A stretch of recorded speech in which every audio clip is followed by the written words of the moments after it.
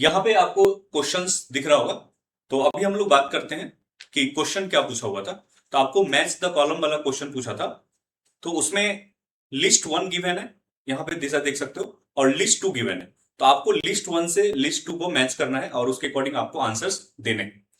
तो मैं सिर्फ लिस्ट वन और लिस्ट टू के में जो आपको क्वेश्चन और आंसर गिवन है वो मैं आपको लिख रहा हूं यहाँ पे। तो आप ध्यान से क्वेश्चन को देखें, ठीक है। अब देखो यहाँ पे अगर मैं बात करूं ए, ये आपका लिस्ट फर्स्ट है, लिस्ट फर्स्ट। इसमें आपको गिवन है ए में 1001, ठीक है। आपको इसमें नंबर ऑफ सिग्निफिकेंट फिगर्स आपको बताने हैं। बी है 010.1, सी है 100.100,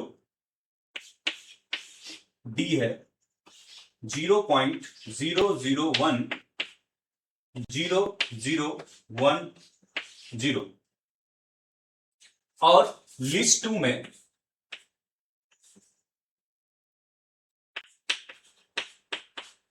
आपको जो है इसके आंसर्स गिवन है। First 3, second 4, third 5, fourth 6। तो इस तरह से आपको ऑप्शंस गिवन है और हमें नंबर ऑफ सिग्निफिकेंट फिगर में इसमें मैच द कॉलम वाला क्वेश्चन है। तो इस तरह से क्वेश्चन आपको पूछे गए। तो हमने आपको जिस रूल्स बताए हैं उसी रूल के अकॉर्डिंग हम लोग चलेंगे और इसके आंसर्स फाइंड करेंगे। तो देखो यहाँ पे ये जो है, ये दोनों जीरो जो है क्या है, ट्रैप्ड जीरोस है। तो अगर ट्रैप्ड जीरोस है तो ये क्या होगा, हमेशा सिग्निफिकेंट होगा। तो इसमें देखो 1 2 3 4, तो इसमें कितने सिग्निफिकेंट फिगर हो जाएंगे, 4 हो जाएंगे। तो इसका मतलब जो ए का, अब देखो ए का जो होगा वो कौन सा होगा, 4, ठीक है। तो ए में नंबर ऑफ सिग्निफिकेंट फिगर 4 है, तो ए का कौन सा ऑप्शन होना चाहिए, सेकेंड ऑप्शन होना चाहिए, ठीक है। अब बी में देखते हैं। तो बी का ध्यान से देखो, बी में कितना है, देखो ये क्या है आपका, लीडिंग जीरोस। तो लीडिंग जीरोस क्या होता है, नेवर सिग्निफिकेंट होता है, कभी सिग्निफिकेंट फिगर होता ही नहीं है। तो यहां पे सिग्निफिकेंट फिगर कितने हो जाएंगे टोटल, 1 2 3, ठीक है। ये तीनों सिग्निफिकेंट फिगर्स हो जाएंगे। इसका मतलब बी का कौन सा होगा, फर्स्ट वाला होगा। बी का कौन सा होगा, फर्स्ट वाला होगा। अब हम सी का देखते हैं। तो अगर आप सी का देखोगे तो देखो यहां पे आपको पता है कि वे 1 2 3 4 5 6, तो ये 3 और ये भी 3, तो टोटल कितना हो जाएगा 6। और आपको पता है डेसिमल पॉइंट के बाद जो भी जीरो जाते हैं, यानी ट्रेलिंग जीरोज आफ्टर डेसिमल क्या होता है, सिग्निफिकेंट होता है। तो अगर मैं यहां से बात करूंगा तो टोटल इसमें कितना हो जाएगा, 6 हो जाएगा। तो इसका मतलब सी का कौन सा ऑप्शन हो जाएगा, सी का फोर्थ ऑप्शन आ जाएगा। उसी तरह से अगर मैं डी पार्ट की बात करूंगा तो डी पार्ट में क्या लिखा हुआ है, 0.0010010।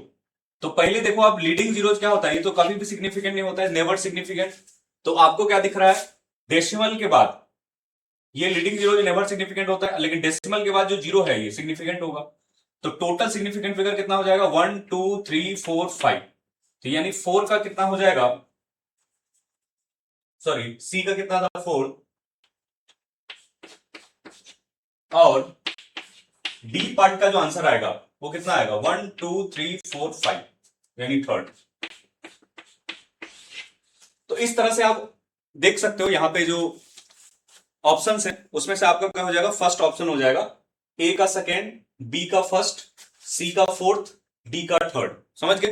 तो इस तरह से हम लोग जो है सिग्निफिकेंट फिगर्स के प्रॉब्लम को सॉल्व कर सकते हैं, ठीक है। तो चलिए इस वीडियो में इतना ही करेंगे, मिलते हैं नेक्स्ट वीडियो में। तब तक के लिए आप अपना ध्यान रखिए और अपने स्टडी को इसी तरह से कंटिन्यू रखिए, और आपके लिए इसी तरह से बेहतरीन कंसेप्ट लाऊंगा और आपको मैं यहाँ पे एक्सप्लेन करूंगा। तब तक के लिए अपना ध्यान रखिए। Thank you so much. तो आज की वीडियो में हम लोग देखने वाले हैं अलजेब्रा ऑफ सिग्निफिकेंट फिगर्स, ठीक है। तो पिछली वीडियो में हमने डिस्कस किया था सिग्निफिकेंट फिगर्स के रूल्स के बारे में कि किस तरह से हम लोग सिग्निफिकेंट फिगर फाइंड करते हैं। आज हम लोग उसके addition, subtraction, multiplication and division की बात करने वाले हैं। तो आप जैसा कि यहाँ पे देख सकते हो, आपके पास जो अलजेब्रा ऑफ सिग्निफिकेंट फिगर है, इसमें सबसे पहला टॉपिक होता है आपका एडिशन एंड सब्ट्रैक्शन रूल। तो क्या होता है समझिए ध्यान से, the final result should retain as many decimal places as are there in the number with least decimal places. ठीक है, इसमें ये बोलना चाह रहा है कि जिस नंबर में डेसिमल प्लेस के बाद लिस्ट सिग्निफिकेंट फिगर होगा उसी तरह का आंसर हमारा होना चाहिए। जैसे कि हमने यहां पे नंबर्स लिए हैं 436.32, दूसरा नंबर है 227.2, तीसरा नंबर है 0.301। ये तीनों नंबर को हमने ऐड किए। तो जब हमने ऐड किया तो हमारे पास जो रिजल्ट आया वो आया 663.821, 663.821 के बराबर आया। तो अब देखो ये तीनों नंबर में डेसिमल प्लेस के बाद वही बोला जा रहा है यहां पे, the final result should retain as many decimal places are as are there in the number with the least decimal places. Decimal places, अब देखो यहां पे अगर हम देखें डेसिमल के बाद 2 डिजिट है, इसमें डेसिमल के बाद 1 डिजिट है, और इसमें जो डेसिमल के बाद है यहां पे आपको 3 डिजिट आपको देखने को मिल रहा है।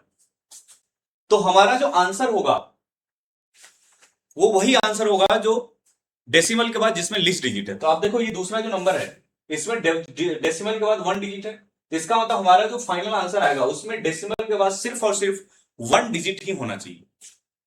तो अगर मैं इसको राउंडिंग ऑफ करूं तो ये आपका आ जाएगा 663.8 आ जाएगा। 663 पॉइंट क्या हो जाएगा, 8 हो जाएगा। तो इसका आंसर क्या होगा 663.8। तो जब भी आप एडिशन या सब्ट्रैक्शन करते हो तो वहां पे जो डेसिमल के बाद वाला जिसमें हम लिस्ट देखेंगे, डेसिमल के बाद 2 डिजिट है, डेसिमल के बाद 1 डिजिट है, डेसिमल के बाद 3 डिजिट है, तो लिस्ट डिजिट किसमें है, डेसिमल के बाद इसमें है। तो इसका मतलब जो हमारा फाइनल आंसर आएगा उसमें भी डेसिमल के बाद वही डिजिट होना चाहिए, मतलब लिस्ट वाला। तो कितना डिजिट है यहाँ पे, 1 डिजिट है डेसिमल के बाद, तो यहां जो फाइनल आंसर आएगा उसमें डेसिमल के बाद 1 डिजिट ही आना चाहिए। तो ये जो है आपका एडिशन और सब्ट्रैक्शन का रूल है। अब हम इस थोड़ा सा आपको राउंडिंग ऑफ का कंसेप्ट बताता हूं। एडिशन और सब्ट्रैक्शन तो आपको समझ में आ गया, एडिशन सब्ट्रैक्शन में सेम रूल काम करता है। अब मैं आपको राउंडिंग ऑफ का रूल बता रहा हूं, तो ये आपको ध्यान रखना है। तो राउंडिंग ऑफ में मैं आपको एनसीईआरटी के हिसाब से बात करूंगा, क्योंकि जब हम जेईई मेन की बात करते हैं तो वहां पे जो एनसीईआरटी का बुक है या जो एनटीए जो क्वेश्चन बनाती है एनसीईआरटी से, तो आप सिंपली ऐसा बोल सकते हो कि एनसीईआरटी इज द किंग, यानी जो एनसीईआरटी में लिखा हुआ है वही आपका एनटीए सही मानता है। भली आपका जो आंसर है उसके अकॉर्डिंग लाने के बाद उस गलत साबित कर दे वो अलग बात है, बट आपको जो आंसर्स देने हैं वो एनसीईआरटी के ही अकॉर्डिंग देने हैं। तो हम लोग यहाँ पे राउंडिंग ऑफ रूल्स हम लोग समझेंगे, क्योंकि वो चीजें आपको इंपॉर्टेंट है। जब तक आप ये नहीं समझेंगे तब तक आप जो एग्जैक्ट आंसर है उस तक नहीं पहुंच पाएंगे। तो मैं आपको रूल्स बता रहा हूं, बेसिक रूल है बट काफी इंपॉर्टेंट है। खास करके जेईई मेन के अंदर आपको एक क्वेश्चन इस तरह के पूछे जाते हैं, इसलिए इसको आपको समझना जरूरी। ठीक है,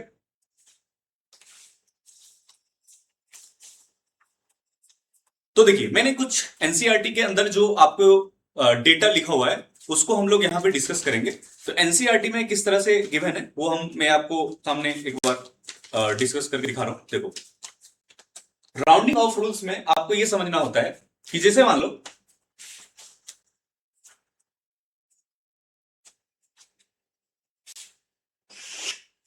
चलिए, तो सबसे पहले हम एनसीईआरटी के अकॉर्डिंग बात करेंगे। ठीक है, राउंडिंग ऑफ रूल्स।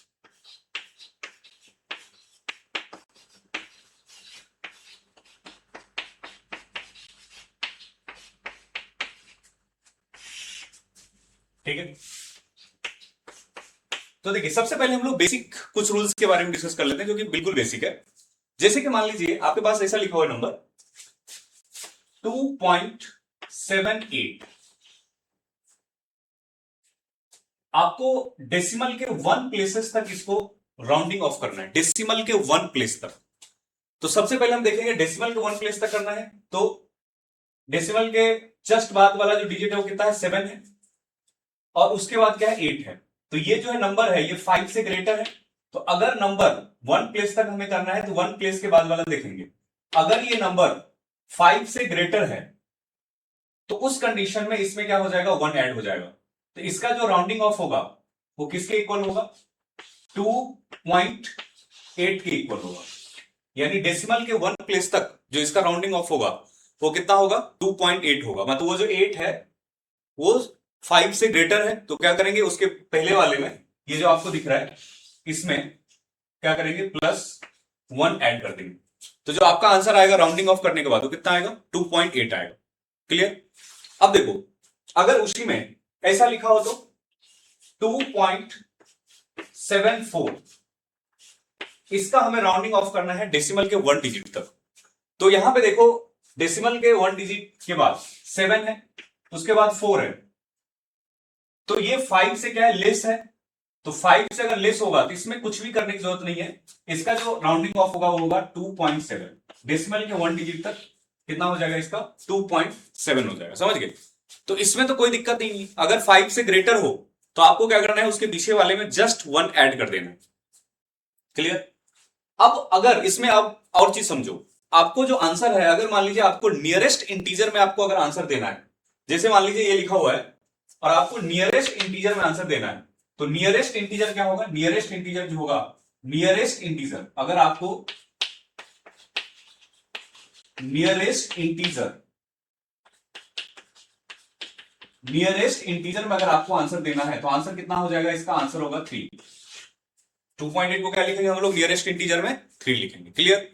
तो ये तो आपको 5 से ग्रेटर अगर वैल्यूज अगर दिखता है तो उसमें हम लोग देखते हैं, अगर 5 से कम दिखेगा तो डायरेक्टली उसको सिंपली हम लोग लिख देंगे। अब देखिए जो एनसीईआरटी के अंदर जो आपको कुछ कंसेप्ट लिखे हुए हैं उसके बारे में थोड़ा सा डिस्कस करते हैं। तो ध्यान से देखिएगा एनसीईआरटी में आपको क्या लिखा हुआ है। अब देखो एनसीईआरटी बुक के अंदर आपको कुछ एग्जांपल्स के साथ दिए गए हैं, तो वो मैंने एग्जांपल्स लेके आया है।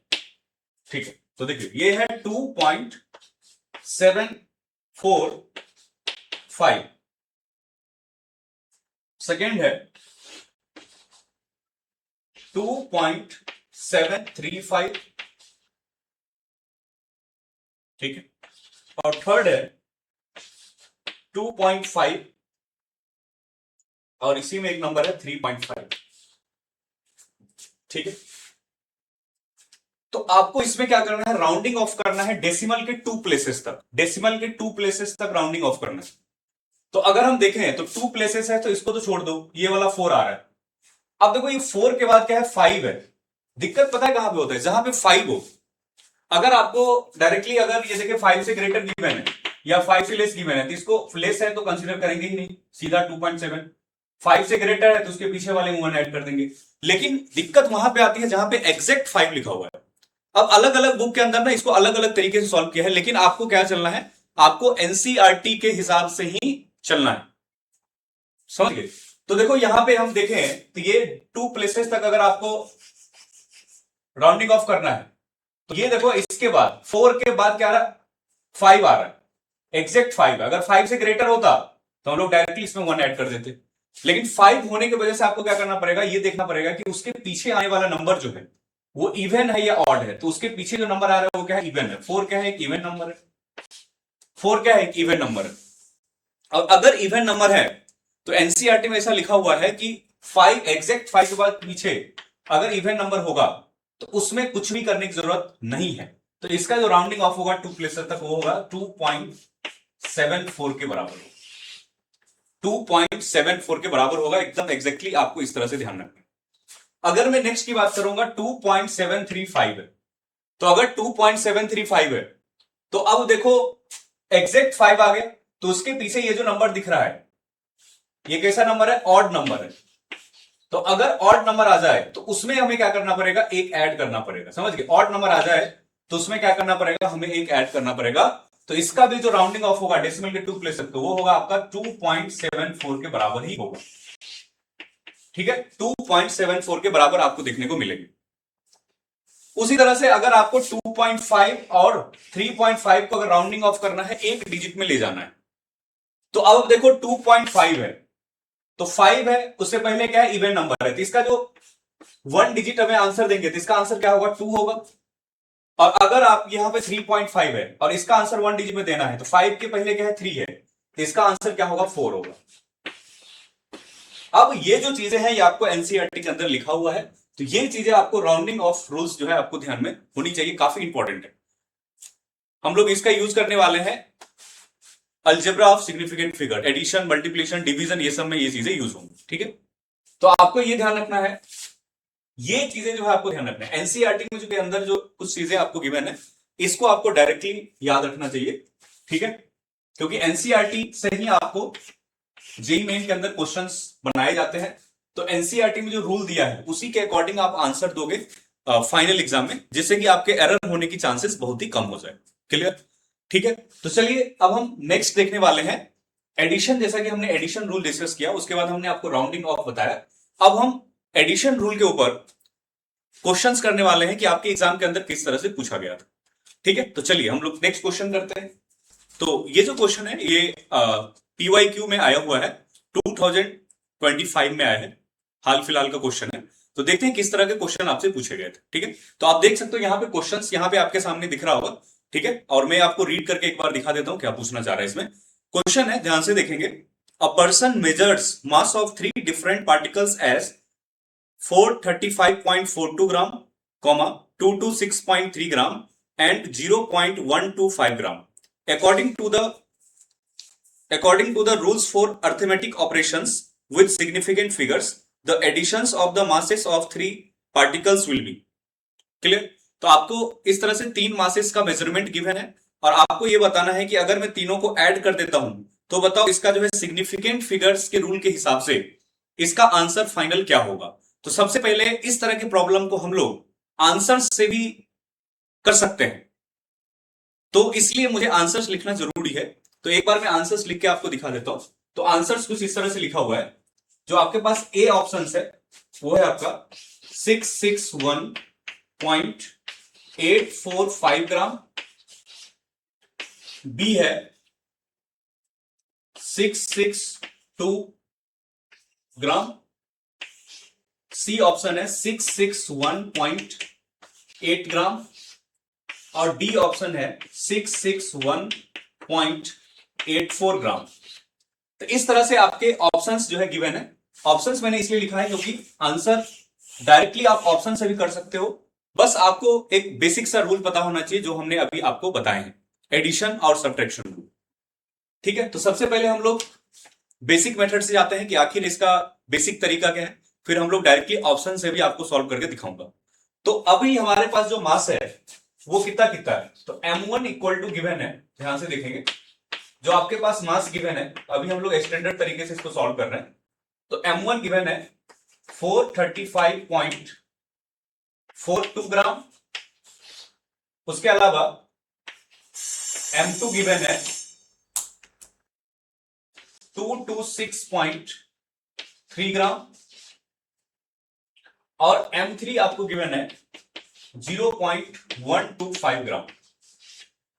अब हमें क्या करना है, तीनों को ऐड करना है और उसका हमें फाइनल आंसर देना है सिग्निफिकेंट फिगर्स के रूल के हिसाब से। अर्थमेटिक ऑपरेशन करेंगे और उसमें वो रूल आपको लगाना है। तो अब सबसे पहले हम लोग इसको ऐड कर देते हैं। तो अगर मैं इसको सारे को ऐड कर दूं तो यहां से ये जो है आपका आंसर क्या आएगा। तो अगर आप सबको ऐड करोगे तो इस दोनों को ऐड करो पहले, तो इस दोनों को ऐड करेंगे तो ये आएगा कितना 27157। तो देखिए जो इस दोनों का एडिशन आएगा वो कितना आने वाला है। तो सबसे पहले इस दोनों को ऐड कर लेते हैं, ठीक है, या आप सभी को एक ही बार ऐड कर लो, कोई दिक्कत नहीं है इसमें। तो इसका जो एडिशन आएगा वो कैसा आएगा, ये आएगा 435.42, उसके बाद 226.3 और नेक्स्ट है 0.125। जीरो यहां भी क्या आएगा, जीरो आएगा, जीरो। तो इस तरह से अगर मैं इसको ऐड कर लूं तो यहां से आ जाएगा ये 5, ये आ जाएगा 4, ये आ जाएगा 8, ये आ जाएगा 1, ठीक है, 6 और 5 1, 3 2 5 6 6, ये आ जाएगा आपका 661.845 ग्राम। जो जनरल बेसिक मेथड है इसके हमने क्या कर दिया, इसको हमने ऐड कर दिया। अब जब ये ऐड हो गया तो यहां से हम लोग क्या करेंगे, फाइनल आंसर तक पहुंचेंगे। अब मैंने आपको एडिशन का क्या रूल बताया है कि एडिशन में ये हमें देखना होता है कि डेसिमल पॉइंट के बाद किसमें जो है आपको सिग्निफिकेंट फिगर्स कम दिख रहा है, लिस्ट दिख रहा है। समझ रहे हो क्या? समझ रहे हैं? हाँ ठीक है। अब देखो यहां पे ये जो है ऐसा दिख रहा है, तो अगर मैं इसमें देखूं तो यहां पे डेसिमल पॉइंट के बाद 2 डिजिट है, डेसिमल पॉइंट के बाद 1 डिजिट है, डेसिमल पॉइंट के बाद 3 डिजिट है। तो आपके माइंड में क्या चलना चाहिए? चलो बताओ, क्या चलना चाहिए आपके माइंड में?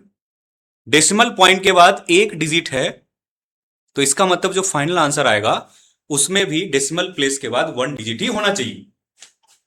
समझ रहे हो बात? इसमें कुछ करने की जरूरत है? तो डेसिमल प्लेस के बाद सिर्फ और सिर्फ 1 डिजिट होना चाहिए।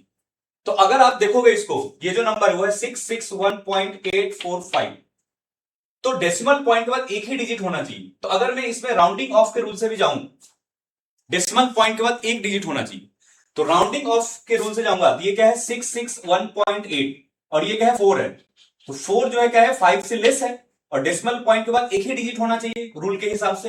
तो इसका जो आंसर होगा क्या होगा 661 पॉइंट किसके इक्वल होगा 8 के इक्वल होगा।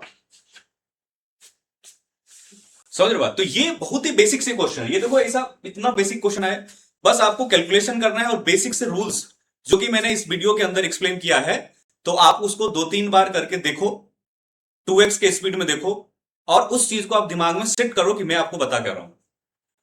तो देखो जो आपका आंसर आएगा वो आएगा 661.8। राउंडिंग ऑफ भी समझा दिया आपको कि 8 के बाद 4 आ रहा है, 5 को तो छोड़ो, 1 पॉइंट ही तक होना चाहिए, 5 को हटाओ।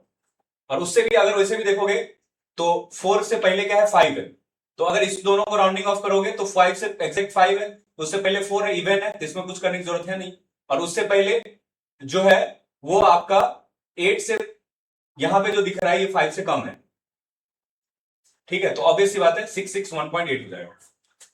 समझ रहे हो क्या? देखो यहां पे मैं क्या बता रहा हूं, अगर किसी के बच्चे के मन में डाउट आ रहा है,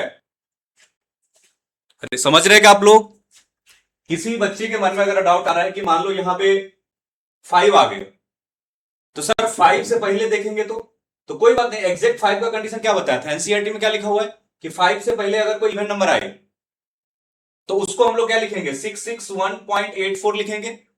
लेकिन हमारे रूल के हिसाब से डेसिमल के बाद एक ही डिजिट होना चाहिए, तो यहां पे क्या हो जाएगा सिर्फ और सिर्फ 4 दिख रहा है, तो उससे पहले क्या 8 है, तो आपका जो आंसर होगा क्या होगा 661.8 होगा। समझ गए? नहीं समझ में आए तो वीडियो फिर से रिपीट करो। क्लियर? अब देखो इसका आंसर क्या हो जाएगा 661.8, तो 661.8 एक ही ऑप्शन है आपका, कौन सा ऑप्शन हो जाएगा? सी ऑप्शन आपका थर्ड ऑप्शन हो जाएगा।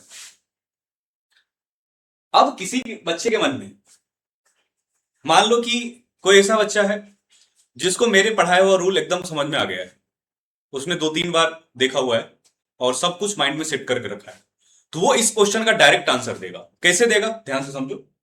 अब ये तीनों नंबर को ऑब्जर्व करेगा, तो एडिशन करना है, तो एडिशन में डेसिमल के बाद वाला जो लिस्ट डिजिट होता है वही आपका आंसर होता है। तो यहां पे डेसिमल के बाद लिस्ट डिजिट कितना है 3, 1 है, यहां पे 2 है, यहां पे कितना है 3 है। इसका मतलब फाइनल आंसर में डेसिमल के बाद एक ही डिजिट होना चाहिए। तो इस तरह के जो क्वेश्चंस होते हैं उसको हम लोग सिर्फ ऑप्शन को देख के इसको पूरा देंगे, 4 नंबर कंफर्म होगा। तो अगर हम देखें तो ऑप्शंस के अंदर डेसिमल के बाद 3 डिजिट है, ऑप्शन नहीं होगा, गलत हो गया। इसमें तो देखो डेसिमल के बाद कुछ है ही नहीं, इसको भी हटाओ। डी ऑप्शन के तो डेसिमल के बाद 2 डिजिट है, इसको भी हटाओ, एक ही ऑप्शन सी ऑप्शन।